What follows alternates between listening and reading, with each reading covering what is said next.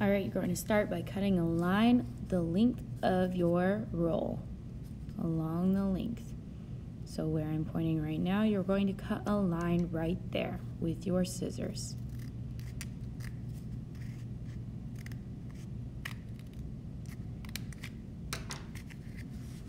Now unroll it a little bit, make it a little wider so that opening. You can even try it on because we're making a cuff.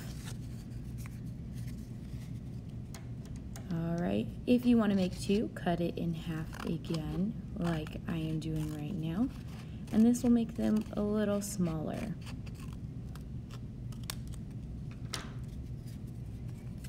Alright, you can see that I'm putting them on, trying it out, seeing how they fit.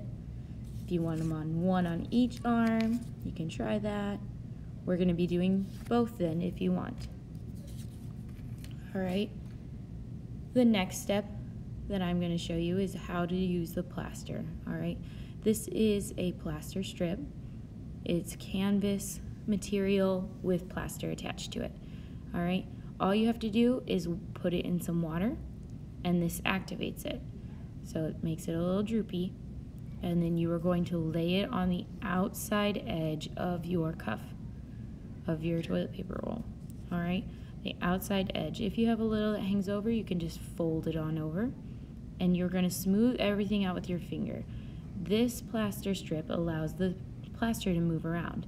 So once it's activated with the water, it should smooth out very nicely.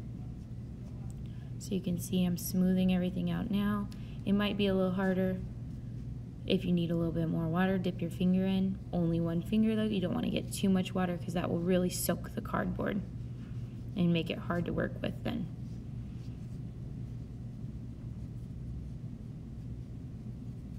Alright, if you have a little frayed edge like I have right here, you can just cut it off. I'm using the scissors to cut mine off now. And just set it to the side so you could throw it away later. Alright, once you're done with one layer strip, you're going to keep applying more.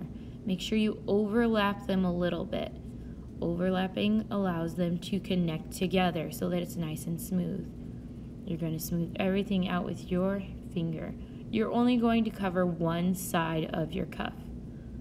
Alright, one side. The other side we're going to have our name on, so you need to make sure that you only cover the one side so that we can continue to see our name.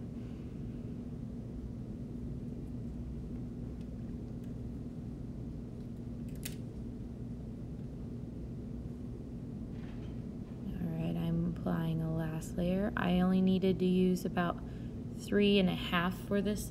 I'll cut a smaller one to finish the last bit that didn't get covered on the side there. Alright, we're smoothing everything out with our fingers. When this dries, it will be very rigid and hard so that it could hold onto our arm a little better. Alright, so I'm going to cut a portion of the strip, small piece, just to fit in the area that I needed to. I didn't need a very big one, so I'm not going to waste material then. Smooth everything out. Now you need to form it, alright? Because you were just messing with it, so it's all wide. You want to form it so that it stays in that C shape. Alright?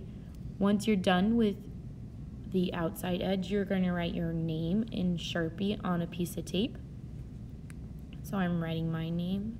Don't forget to add your class code then, so we know exactly whose class you're in.